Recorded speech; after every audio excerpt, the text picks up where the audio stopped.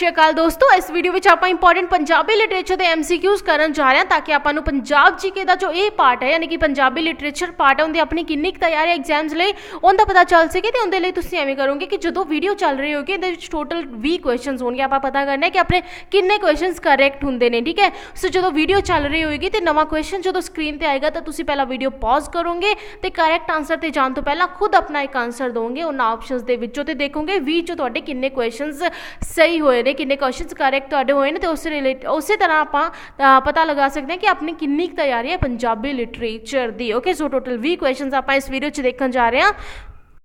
इस वीडियो की शुरुआत करने तो पहला एडुस्क्वाड रिलेटेड थोड़ा अपडेट देना चाहूँगी मैं तुहानू। तो हुण तुसीं डेली द हिंदू समरी ते डेली PIB समरी लिए विजिट कर सकते हो edusquad.com ते इन्हां दी अपडेट्स पाने लिए तुसीं जॉइन कर सकते हो WhatsApp ते Telegram ग्रुप्स ते इन्हां सब दा लिंक जो तुहानू है इस वीडियो की डिस्क्रिप्शन बॉक्स विच मिल जाएगा। ओके, सो हुण आपां शुरुआत करते हैं अज दी वीडियो जो कि है इंपॉर्टेंट पंजाबी लिटरेचर MCQs।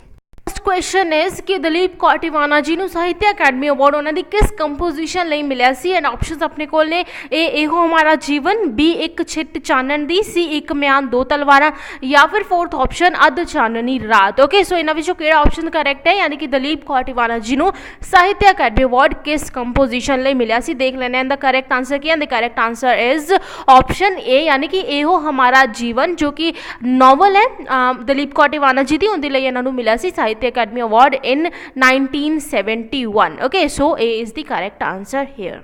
सो अगला क्वेश्चन देख लेने। अगला क्वेश्चन अपने 4 ऑप्शंस दिए गए हैं जिन्हों के एक राइटर है तो उन्होंने बुक है जी दी गई है तो आपको दसना है कि इन्होंने केड़ा पेयर जो है वो इनकरैक्ट है यानी कि रॉन्गली पेयर्ड जो राइटर तो बुक है वो आपको दसना है। अपने को ऑप्शंस ने ए पिलो मिर्जा साहिबा, B वारिस शाह हीर रांझा, C हाशिम शाह ने सस्सी पुन्नू लिखा है एंड D कादर यार जो कंपोजिशन है सोनी माहीवाल है। ओके, इन्होंने इनकरैक्ट पेयर आप दसना है, आंसर देख लेने हुण। And the correct answer is option D यानी कि कादर यार जो सोनी माहीवाल है ये जो पेयर है ये इनकरैक्ट है। सोनी माहीवाल जो है वो लिखा सी फजल शाह ने। ओके, सो डी जो है इनका करेक्ट आंसर है जो कि इनकरैक्ट पेयर है। ओके, अगला क्वेश्चन देख लेने हुण। सो अगला जो क्वेश्चन है वो एक कि दिल्ली की गलियां। ओके, बुक का नाम है ए किस राइटर की बुक है तो ऑप्शन है अपने को ए Amrita Pritam, B Puran Singh, C Nanak Singh, D Dalip Kaur Tiwana. सो दिल्ली की गलियां किस राइटर की बुक है and the correct answer to this question is option A यानी कि ए अमृता प्रीतम की जो है लिखी हुई कंपोजिशन है। Okay, so A is the correct answer. अगला क्वेश्चन देख लेने। अगला क्वेश्चन अगेन एक जो कंपोजिशन आपको दी गई है जो कि चिट्टा लहू तो किस दी कंपोजिशन है वो पूछा गया है एंड ऑप्शंस दिए गए हैं ए बलवंत गार्गी, B नानक सिंह, C ईश्वर चंद्र नंदा, D भाई वीर सिंह। ओके, सो चिट्टा लहू जो है किसने लिखी सी वो देख लेना। करेक्ट आंसर इनका and the correct answer is option B यानी कि ये जो है ये नानक सिंह की कंपोजिशन है। एक पंजाबी नॉवल है रिटन बाय नानक सिंह ते ये पब्लिश हुई सी 1932 दे विच। So Nanak Singh is the correct answer. So next question देख लेने and the next question is कि अमृता प्रीतम जी को ज्ञानपीठ अवार्ड उन्होंने केड़ी कंपोजिशन लिए मिला सी। ऑप्शंस अपने को ने ए पिंजर, B सुनेहे, C कागज ते कैनवस ते D लोकपीठ। ओके, सो ज्ञानपीठ अवार्ड अमृता प्रीतम जी को केड़ी कंपोजिशन लिए मिला सी।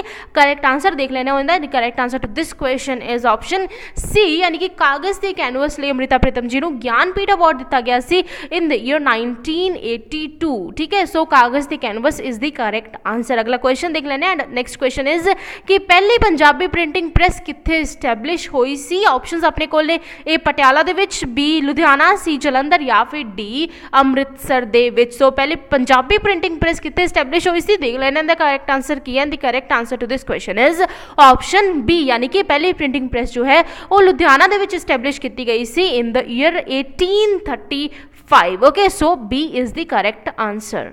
सो अगला क्वेश्चन देख लेने हुण and the question is creator of modern Punjabi literature ये टाइटल किनू दिता गया यानी कि मॉडर्न पंजाबी लिटरेचर का क्रिएटर किनू मन्निया गया। And the options are A Bhai Kahn Singh, B Bhai Vir Singh, C professor Puran Singh या फिर D Dhani Ram Chatrik. So creator of modern Punjabi literature किनू मन्निया गया है एंड द आंसर देख लेना है। The correct answer to this question is option B यानी कि भाई वीर सिंह नू जो है वो मन्निया गया है, उन्होंने टाइटल दिता गया है as creator of modern Punjabi literature. तो उन्होंने कुछ आप कंपोजिशंस देख लेने। सो उन्होंने जो नोटेबल वर्क्स ने उन्हें सुंदरी, विजय सिंह, सतवंत कौर, राणा सूरत सिंह। ओके, सो ये भी क्वेश्चन किते भी पूछे जा सकते हैं। सो एडिशनल इन्फॉर्मेशन है। अगला क्वेश्चन देखते हैं हम आप।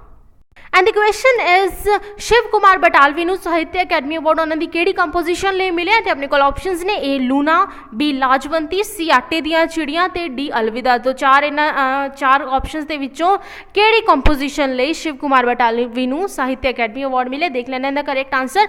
And the correct answer is option A यानी कि Loona, a very famous play by Shiv Kumar Batalvi. So इस प्ले ਲਈ शिव कुमार बटालवी जी ਨੂੰ 1967 ਦੇ ਵਿੱਚ ਮਿਲਿਆ ਸੀ Sahitya academy award. Okay, so A is the correct answer.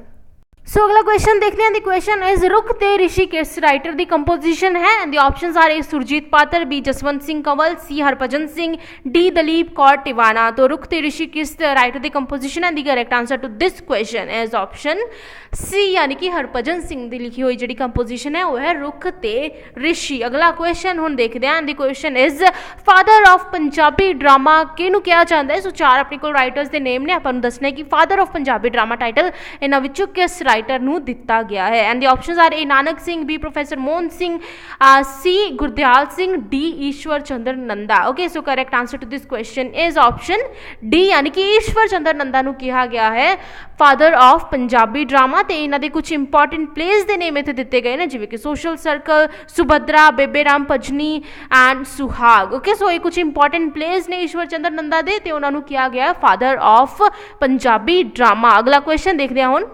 The next question is Jnanpith award कदों स्थापित किया गया से। अपने को ऑप्शंस ने A 1965 यानी कि 1965, B 1970, C 1961 या फिर D 1968 ਦੇ ਵਿੱਚ ਸਥਾਪਿਤ ਕੀਤਾ ਗਿਆ ਸੀ Jnanpith award. And the correct answer to this question is option C यानी कि 1961 1961 ਦੇ ਵਿੱਚ ਸਥਾਪਿਤ ਕੀਤਾ ਗਿਆ ਸੀ ज्ञानपीठ अवार्ड। ਤੇ ਇਹ ਉਹਨਾਂ ਇੰਡੀਅਨ ਲੈਂਗੁਏजेस ਦੇ ਰਾਈਟਰਸ ਨੂੰ ਮਿਲਦਾ ਹੈ, ਹਰ ਸਾਲ ਮਿਲਦਾ ਹੈ ਜਿਹੜੀ ਲੈਂਗੁਏजेस जो है 8th schedule of the constitution. ठीक है, सो कॉन्स्टिट्यूशन 8th शेड्यूल्स ਦੇ ਵਿੱਚ ਜੋ ਲੈਂਗੁਏजेस ਦੇ ਨੇਮ ਮੈਂਸ਼ਨ ਕੀਤੇ ਗਏ ਨੇ ਉਹਨਾਂ ਦੇ ਵਿੱਚ ਜੋ ਲਿਟਰੇਰੀ ਵਰਕਸ ਕਰਨ ਵਾਲੇ ਰਾਈਟਰਸ ਨੂੰ ज्ञानपीठ अवार्ड ਮਿਲਦਾ ਹੈ ਹਰ ਸਾਲ। And it was instituted in the year 1961। So C ਜੋ ਹੈ ਉਹ ਕਰੈਕਟ ਆਨਸਰ ਹੈ ਇਸ ਕੁਐਸਚਨ ਦਾ।